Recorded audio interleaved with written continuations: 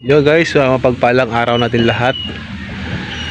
Ayan, inaantay ko na lang si Brother Romy. At tapos na kami magangkatan. Ito na yung aking body guys. Medyo tabingi siya dahil sa pangyayari na yung na-aksidente kami. So sa awa ng Diyos, hanggang ngayon di pa rin kami nabayaran. So Diyos na lang bahala, ano. At si Brother Romy, ang kinakalangkot ko lang dahil napakalaki yung gastos ni Brother Romy sa motor niya. At hindi basta-basta ang gastusin sa motor nga sa ngayon guys. Sa mekaniko pa lang talagang butas na yung bulsa mo dyan.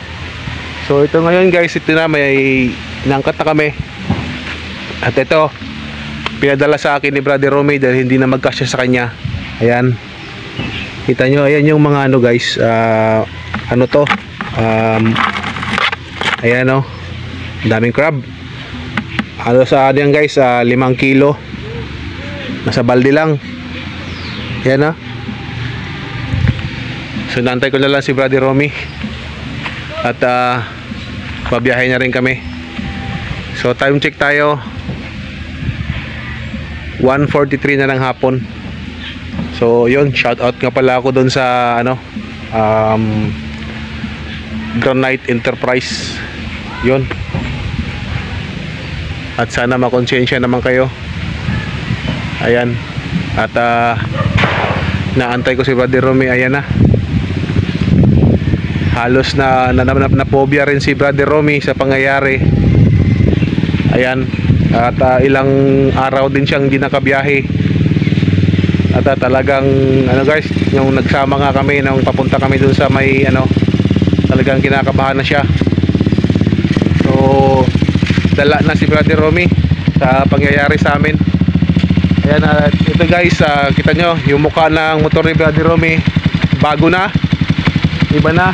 So at yung motor niya guys, tignan nyo, kalansay na, wala nang mga cover, na tanggal na, sinabasag nga sa pangyayari na yon.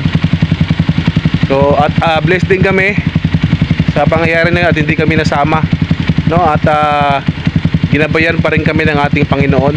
So God bless. Ayan. At si Brother Romy nagka-phobia. Ayan. At sa mga brother, shout out mo yung nakadisgrasya, brother. Shout out sa nakadasmag sa muang bayan din tao mo sa muang tao na kay nga pinding naman niya mong kuha na panginabuhi na karon pag imi nakabalik og soroy. So yun, ayan o, nanawagan si Brother Romy at sana mabayaran na kami dahil hindi pa kami nabayaran. Ayan, usapan namin nung A20. So wala pa, hindi sila sumipot nung A20. So may kasulatan naman kami dun sa attorney.